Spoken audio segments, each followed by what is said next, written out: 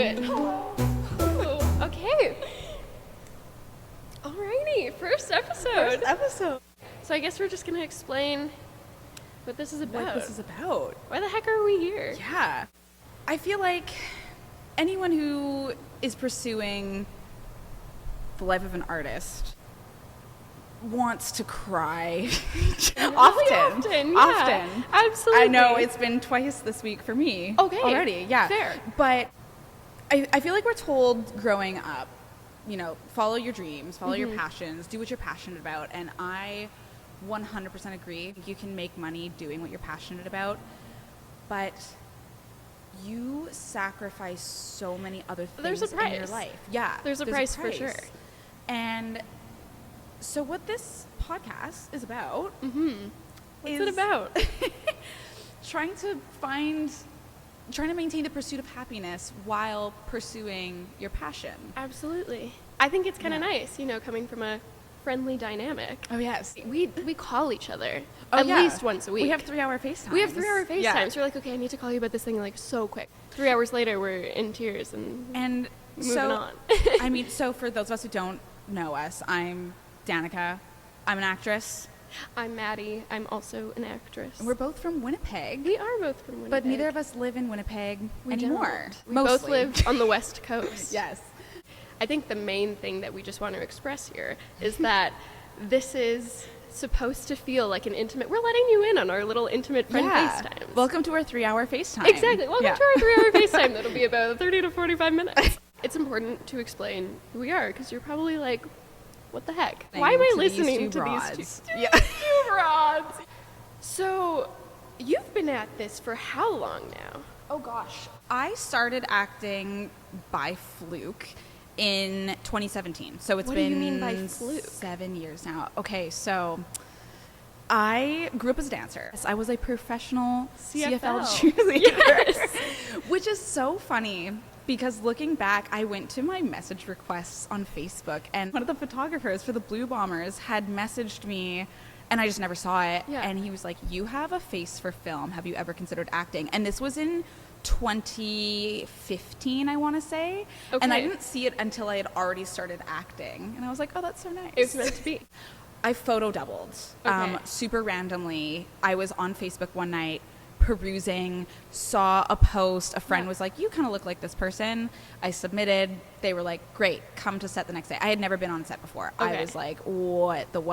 I got there. They put me in a trailer. I texted a friend because I was like, what do I do if I'm hungry? Like, I had no idea. Will they feed me? Yeah, will they feed me? And I was thrilled. I was so thrilled. And that was when I decided, I was like, this is what I want to do for the rest of my life. After that, I submitted my cheerleading photo straight to one of the casting directors. For those of you who don't know, that is not how that works in acting. You need an agent. Your agent submits you for a role. The casting director will decide if they want to see you or not. It's very rare to have that interaction directly with the casting director. Exactly. So I sent my photo and then didn't hear anything, obviously. 3 months later, I get an email that went to my junk mail, and I just happened, for whatever reason, to check my junk mail this day for an audition for a Lionsgate film, which is called I Still See You, and it was my first audition ever, and I booked it. That was kind of... I'm a big believer in signs, and for me...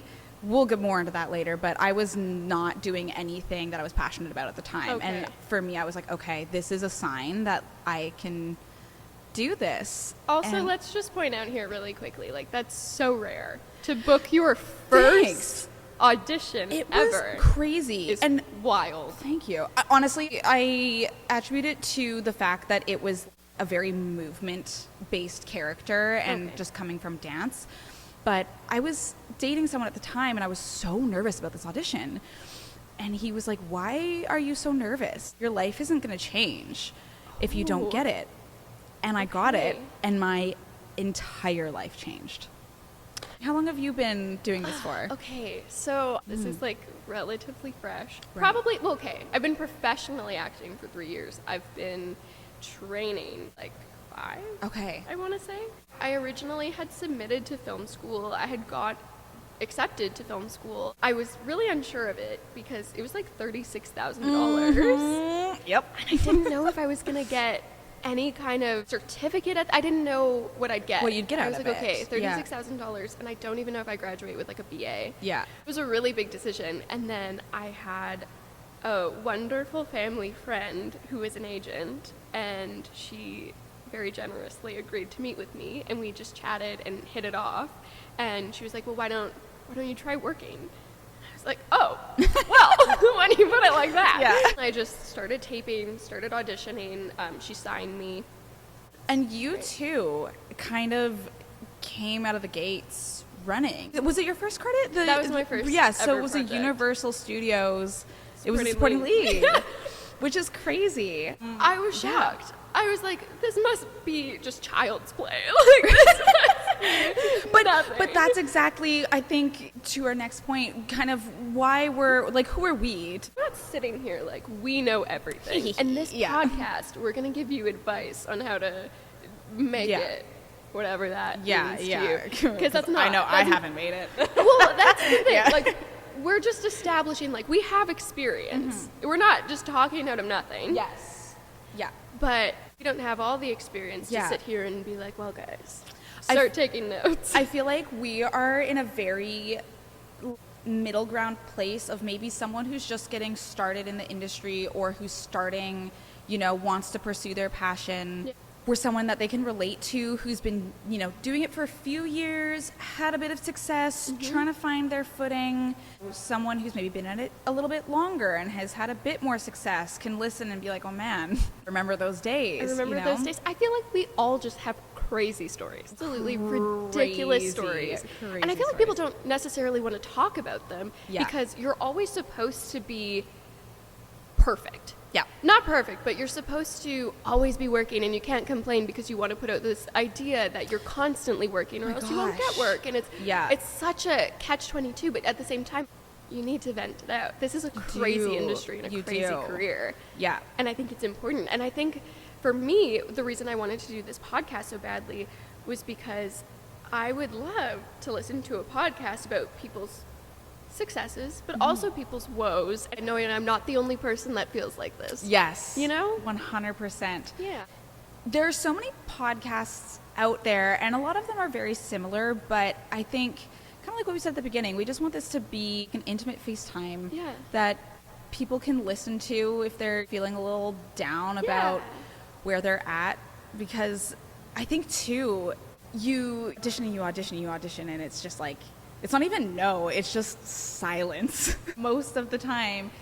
And then you get something, or you're pinned for something, and you're pinned for something. And you're ecstatic for whatever length of time that is, or for the number of days that you're on set, and then it's over. You get the post-rap blues. The post-rap blues. I'm kind of going through it right now. Oh, I feel you. We're actually, coincidentally, we are filming where I filmed my first Lifetime lead, and I walked in and I was like, oh man. I remember that. Yeah, good feeling. Yeah. For sure.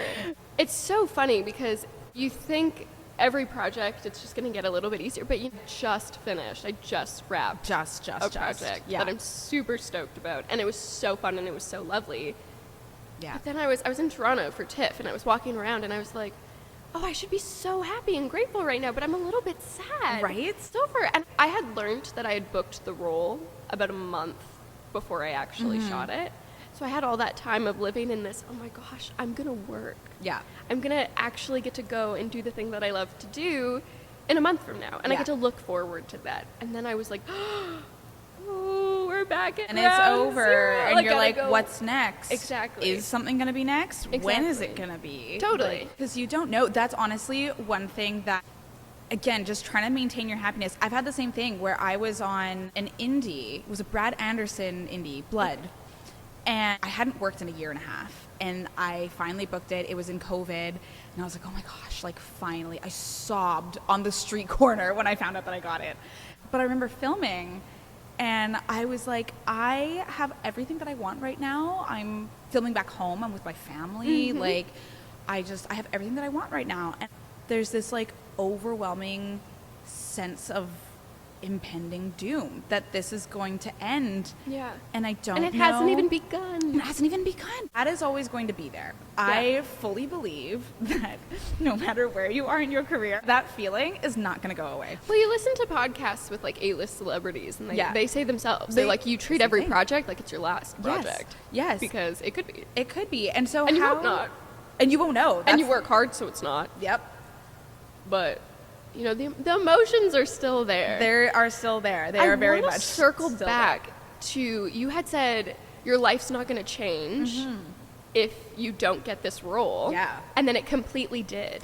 So I want to know, how did it completely change? Oh my gosh. Okay. Well, at the time, so I studied microbiology in school. I was going to go to school to do my doctorate. I was already accepted. I was going to go to school in Atlanta in that fall of 2017. And I was in a very long-term relationship. We had been together for 7 years. So we were going to like get engaged, move down to Atlanta together. I was going to go to school. I was also, my dad's a chiropractor. I was going to take over the business. That's what I was going to go to school for. It was like all planned out for me. I had been working at my dad's office at that point for 13 years. 13 my years? gosh. 12 years, I guess, at that point. He did fire me for leaving for auditions, and I'm not joking. I love you, Dad. You know that hilarious. I can. I love that. I don't care that you're my daughter. Yeah. You're out. Which was fair. Honestly, it was fair. But yeah, I had my whole life planned out for me, and I was going to come back to Winnipeg, and I was going to take over the office that I had already been in 9 to 5 for the last 12 years of my life, and It was very comfortable. It was so comfortable, and for me, I just realized in that moment that that could not be my life. Okay. Like I am not a 9 to 5 person. Sometimes I wish that I was, but like, okay, this is not me. And I remember specifically I went out for lunch with my partner at the time, and we were just talking about school.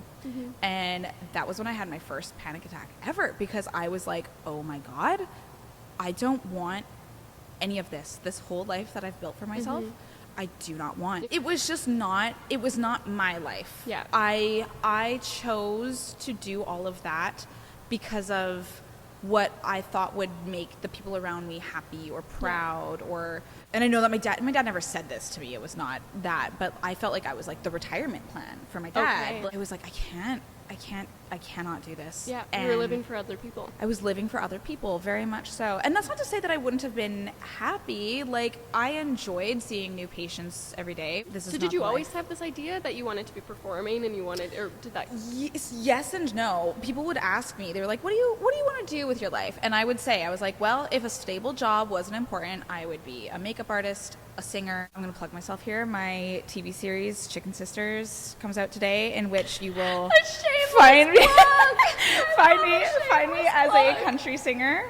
I recorded my vocals live. Amazing. But yeah, I was like, no, I would be a makeup artist, a singer, a dancer, a performer, an artist. And I grew up with this belief that art is not productive. Art is a hobby. And I've found that to not be the case, but I really had to take the leap of faith, and so what happened there? I dropped everything off? I dropped out of school, or I had taken the acceptance, so I was like, hey, not going anymore. I ended my relationship, not because of acting, but it just wasn't for me anymore. We just grew apart. And then a year and a half later, I moved to Vancouver. I 180'd my whole life. Totally. Yeah. So did you know anyone out in Vancouver? Did you just completely? No, I didn't. Without really, had you been there? I had been there for one day for a conference with my dad when I worked with him. So why Vancouver? Again, trying to maintain your sanity and happiness while pursuing the arts.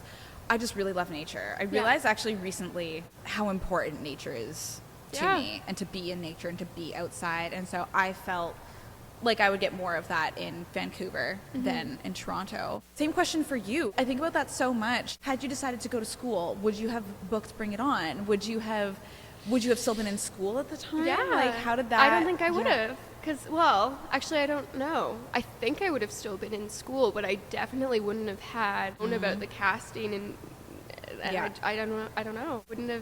I wouldn't have been part of Bring It On. I wouldn't have had my agent. There would have been a lot of different things. Well, I wouldn't have moved to Vancouver. Right. When I turned 18 or 19, I can't remember. I moved out there. Yeah. And I'd never been there in my life. Oh my God. I had a sweet deal on a like super affordable place. You did. It was very cute. So cute. It was so small and it was Yeah. adorable. And the whole ceiling was a skylight and I couldn't complain. I was so hell-bent on going to this school. And then I was just like, you know what? Let's just try this. Let's just see where this goes. And I think that's really important. Yeah. And I love that you did that too. You were just Thanks. trusting your gut because you had so many things we probably felt cemented in. Yeah. Yeah. And you just went, no, this isn't for me. You You were know? telling me a little Yeah. while ago that your best year was 2022. It was my best year. Yeah. Okay. It's crazy. Tell me a little more about that. 2022. I booked a TV series. It was my first TV series that I was on. And I was a recurring role. So, and Alec, the lovely Alec, who's helping Alec us is out directing today. our podcast He's directing today, our podcast actually. today. He's Alec also Carlo. on that. Shout out to Alec. Shout out Alec. Yeah, he was on Safe Haven. He's one of the leads. You a lead? Supporting lead. Okay. Well, yeah. And then I booked my first lead. I was the number 2 on the call insane. sheet, which was crazy. And that's the one that we filmed actually here. In the studio. Yeah, in this studio. It was the best year. And it was so nice. I made, some decent money and I was able to take that money and go down to LA and do some training at Groundlings. Amazing. And able to spend time with who is now my fiance. So Yes. again, butterfly effect. I think about that too. Oh my gosh, I was going to tell you this the other day. Okay, this is our intimate FaceTime moment. Yeah. Butterfly this effect. is fresh news to me. Fresh new, brand new information. Okay, bring it in. Have you? There's a ton of different ways that you can train in acting. Meisner, Yeah. Stanislavski, whatever. I find I really gravitate towards the more like emotional things. So when I started training in Winnipeg, I was training with an acting coach here, and we would start all of her classes with quite literally, I think it was an hour-long meditation. That's kind of beautiful. It was so beautiful. It was so beautiful. And she would do like a visualization at the end, and it was always different. And I remember one of them was, she was like, okay, and like now you're going to your safe space. And I realized in whatever deep meditative state that I was in, that my safe space was the basement of my ex-partner's house. And I was like, oh my God, Whoa. and I can never go there again. And I had this Your safe space. goosebumps, literally goosebumps. And then just like all this stuff, that you dig up for like your character. And then another one was like someone from your past comes to greet you. Who is it? And it was my great grandma who had passed away when I was very young, like three or four. And they're like, and they give you a gift. What's the gift? And it was sunflower seeds. And it's a long story, I won't get into it, but that was like so crazy significant for me. And then I realized just the other day, I went to LA a few years ago. I took acting class there, which is where I met one of my very, very best friends. Right. I met my fiance through my very best friend. They also met in the same class that my friend and I met in, just at a different time. And we did this sort of visualization meditation in that class also. In this visualization, you go to a safe space, this new safe space for me, which is so funny. It's from the video game Zelda Majora's Mask. It's the very end. It's the very, very end scene after you like sort of die. You go to this like beautiful open meadow with like a single tree. Major spoiler alert? Sorry, major spoiler alert. So I go to this like tree and I'm like, oh my gosh, amazing. And they're like, okay, and now wherever you are, you start digging and you find a gift. What is this gift? I've never heard this. And this is like an international practice. It's like a thing, obviously. I guess. This is very interesting to me. Okay. So would like to reiterate that my fiance took this class, met my friend in this class. That's where I met my friend. That's how I met my fiance. The gift that I found at this time was an engagement ring. I know. Wait, have you met Nolan? No. I had just met my friend Ariana. Isn't that kind of crazy? That is kind of crazy. An episode I would love to get into eventually is manifesting. Oh my gosh. I know a lot of people that manifest, especially in this career. I manifest. I manifest. I'm one of those people who I see someone online who says, take a cup of water and write your manifestations and leave it down on your balcony and put the water on top and then drink the moonlight in the morning. So when I booked Blood, let me go back. So excited to make my agent at the time proud. I'm so grateful to have impressed Jim, which is very interesting. More in that, but doing things for other people and not yourself. But anyway. Yeah. I know a lot of people who, what's the mentality that I'm thinking of? Oh, the deserve nothing mentality. Deserve nothing mentality. There are some people that believe, okay, if I write it down, I deserve good things, I'm a good person, and I work really hard, and I'm going to manifest them. Like the time that I took the water and put it down. My parents thought I was crazy because I literally had this water, put a plastic wrap top over it, left it on our front porch. The top blew off. Oh my gosh. In the night. And my mom was like, you can't drink that. What if like a raccoon peed in it or something? And I was like, okay. You're like, and so I I went downstairs. I doused myself in it in the shower. Like I was just absorbing my full moon manifestations. I fully was so into it. But then I checked it a few years later and I was like, oh my gosh, I can cross a lot of this stuff off this list. Yeah. So you know what? I'm a firm believer in manifestation. But I also know people that are so set in the mentality that you deserve nothing. And I'll say things, I'll be venting. I just feel, like I deserve something good soon because I've been working so hard and I've been getting pinned and I've been getting callbacks. And they're like, you deserve nothing. Yep. And at first I was offended and I was like, that is so rude. How could... But then I was like, oh, you know what? In life, I guess you don't really deserve anything. 100%. That was something too that I struggled with for so long. I was like, well, I feel like I'm putting in the work and I'm doing this and I'm in class and I'm spending all this money and I'm getting coaching and like, why is it not working? And I came across something recently that is almost silly.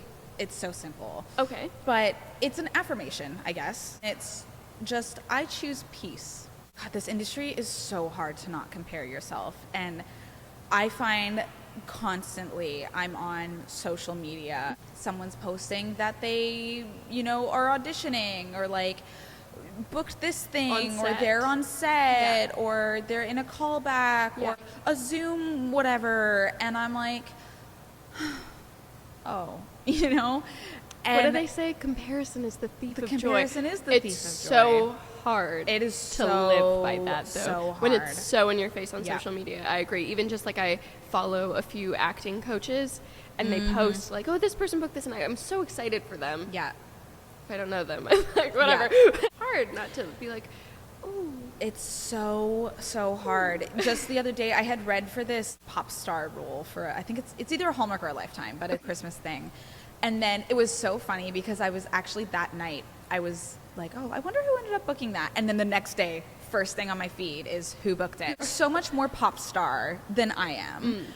But the actor brain, like when you're watching your tapes, like, she's so much more beautiful than I am. She's a better dancer than I am. She's so much like blah, blah, blah, blah, blah, well, and it's like, it's arbitrary. Like sometimes it's something so without your control. And that person was too tall. It's that to be in almost that role. All of the time. Yeah. Almost all the time. I was pinned for something last year and I didn't get it and I was super down about it, which I know you can relate to. And I found out just through the grapevine who had booked kind of like the role opposite me. And he was like, oh, well, you never would have booked it because the lead is blonde. And I was like, oh, like it's things like that. And it's true. They cast someone who's a redhead, but you just never know. And so lately my thing has been, I choose peace. I choose to not think about this. Yeah. I choose to not tear myself down over it. What's the alternative? Crying Exactly. every day, unable to get out of bed. And you know what? I've been there. Yeah. I've had times where I have been there. I'm like, okay, I'm gonna live in this for a minute because I need to live in this. But you have to do that too. Like you have to honor how you feel. It's a balance. It is a balance for sure. High highs, low lows. High highs, low lows. Definitely a feast or famine type of career. Yes. It's so wonderful when it's wonderful. So wonderful, but also so humbling. Tell me some of your worst experiences. Doesn't necessarily have to be on set, but just like some of your like maybe just being new, like things that you did that you were like, oop. Oh gosh. Okay, this was totally on me. I've been very fortunate to have worked with really lovely directors, really lovely cast. Yeah. A great team, all that noise, fantastic. It's all on me. This is full self-deprecation. When I first started out, knew nothing. I didn't know what a self-tape was. Yeah. I was like, okay. I had the framing. I was like, oh, she's sitting at a desk. I better be at a desk and put like a pencil cup and like The props. the props. The props. Yeah, and I remember, oh gosh, like thinking about it just makes my whole body like cringe. But I remember one of my first tapes. I wanted it so badly, and I had read all the materials that they were like, okay, pull inspiration from this. I was so excited. And I read it with my friend Taryn, and we had a really good rapport at the beginning, but it wasn't like we were ripping off each other to get into the scene. We were just chatting, and I thought it really highlighted my energy as a person. I was like, oh, that's a great example of how fun I'd be on set. I better include that. And I just remember sending that off, and then a few weeks later, I got the cleanup end of year, Christmas time, holiday time email where it highlighted, maybe let's get nice and close when you're doing your framing. And, maybe let's edit it so we're not chatting or like doing other, like let's have it clean. And it was so humbling, like you said. It was so humbling, and I was like, oh my, because I didn't know what it was, and I don't think anyone was faulting me, but it was mortifying. I was mortified. I was like, oh my gosh, I'm sending in like terrible tapes. But I think that's such an important point. You learn as you go in this industry. Like there's a new opportunity to mess up every day. Oh yeah. Like I remember this was my first supporting lead that I had booked, and the Lionsgate? No, first person shooter. Okay, gotcha. And I remember, so my character was struggling with addiction, and there's this one scene, and we're in the kitchen, and me and my partner are fighting, and I was like kind of like moving up and down. Okay. And I mean, at this point, this was only my 4th credit, so it was still pretty new. I had never had a role this size before either, so I remember leaning like sort of up and down, and the director of photography was like, what you're doing right now is terrible. Don't do that. And I was like, okay, I'm sorry. But I didn't even know what he was talking about, because I was like, what do you mean? It was a focus issue, and now I know. But that's the thing. It's very on the day. It's very on the day. And you really have to be humbling. A chameleon and super adaptable. Like even your story about shooting Safe Haven, where you were on apple boxes and stilettos, and they're like, Danika, find your light so that you're perfectly well lit, but you're on these apple boxes walking to and fro. Oh my goodness, super high heels. Okay, this is my humbling experience. Alec, I don't know if I ever told you this. So there's this scene. I won't say too much. Yeah. So we had, it was a night shoot, and we had to wait to turn around on my coverage because we were shooting out of a door, so we needed nightfall. So this is one of the last kind of setups of the day. And my wardrobe was, well, there's a picture of it online. You can see it. My wardrobe was quite revealing. I won't tell you why, but it was something. Okay, gotcha. And I'm wearing these like stilettos. I'm supposed to be acting as though I'm inebriated. And I forgot that part. There's also that. And so just the way it was lined up and the way that the camera was, I was like not even acting to the other actor, which is so common. Like so often the other actor is like somewhere over there. And like, your eye line's the corner of the map box. The corner of the map, but you want to be staring into this person's eye and feeding off of them. Feeding off the energy, but anyway. Yeah. So I'm like, okay, I'm not even looking at the other actor. I'm like trying to be whatever, all drunk, and I'm wearing like nothing, and I'm on these apple boxes, and they're the ones in stilettos, and they're the apple boxes with the like holes, the little like hand thing in the middle to hold, and I had to be looking at my eyeline, but then I had to get to the other actor and push him without looking at him, without looking down at the ground, walk along this like tight rope of apple boxes in these stilettos. I had to grab the door and close the door behind me. All of this while our director was also directing over FaceTime. My brain would have shut off. I'm trying so hard to do this. Oh, I would also like to point out I had been dumped the night before. This is why we have this podcast. Struggling. What a wild night. Struggling. What a wild situation. I'm crying in my trailer on lunch. I was just like, ugh. But then you had to go out and you had to And be then go hot out and and, like, sexy do the thing. and do your thing and walk on these apple And boxes. I'm just trying so hard and I'm struggling, and I feel like every actor can relate to, there's a time when like pressure's on and like we have to get it, like we've only got so much time. Yeah. And you're it's just not, and you're like, oh my god, and then it just gets worse. And so I'm like trying to do this, and then the direction that I get is, I don't believe you. I was like, okay, what? When you first started out, I remember you telling me once that your agent at the time had said something to the effect in his email to you, one of your first emails, where what did he say again? I wish it was an email. It was in person. Oh, okay, gotcha.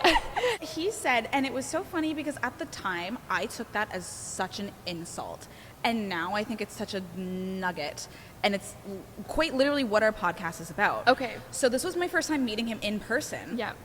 And so I go in and we're talking, and he says, you need to find something that makes you happy that's not acting. Okay. And the way that I took that was, he thought that I shouldn't be an actor. And I was like, what the frick, Isn't that so funny, though, because he signed you? He did You know sign what I me. mean? Yeah, so he yeah. believed in you, Yes. obviously. Yeah. But I would think the same thing, But too. I was so like hungry, and like Yeah. I was coming off of like, booking relatively frequently. Well, and I think you're and, so like, naive when you first started. also you know that, what I mean? and like, I mean, I was still relatively young also, so, but I took that and I was like, oh, that's so rude. How dare you? Yeah, and Sorry, but Al. now I totally 100% agree. And Yeah. there's this thing that people say, and I don't agree, which is like, if you like anything better than acting, like do that. And I understand that. Yeah. But like, I've you heard also that have so to many do times. what makes you happy. And I think the biggest thing, which to bring this full circle, is you need to pursue acting if that's what you want to do. You Yeah. need to do what makes you happy. You need to pursue your passions, but you also need to do what makes you happy. It takes a lot out of you, for sure. It takes a lot out of you. You It need asks to. a lot of you. It asks a lot out of you. You need to find the balance. You need to know how to put boundaries up. You need to do things that are just for joy, Yeah. and something that like brings you back down to earth when you're putting all of your existence into your art. Yeah. And you got to choose peace. you have to choose peace. You have to choose peace. Yeah. How do you stay happy so that you can continue to pursue? Yeah. There's a lot What of you wanna do. facets. There's marketing yourself, and there's Oh so my much, gosh. which we'll get into. That's a whole That's other a thing. whole other episode. Yeah. We'll be bringing people on the podcast. We will be bringing people We'll on the be podcast. bringing guests on the podcast. Yes. So pretty regularly. Yeah. Like sometimes we'll just have a Yeah. nice little friend chat again. But it's fun to get other people's take on things too. The general consensus is, yep, this is tough. Yeah. No one's career is linear. No. And just Everyone's story is so different. Everyone's story is so and different. it's so And interesting, I there's- think, to hear about. Yeah, there's just so much value people started.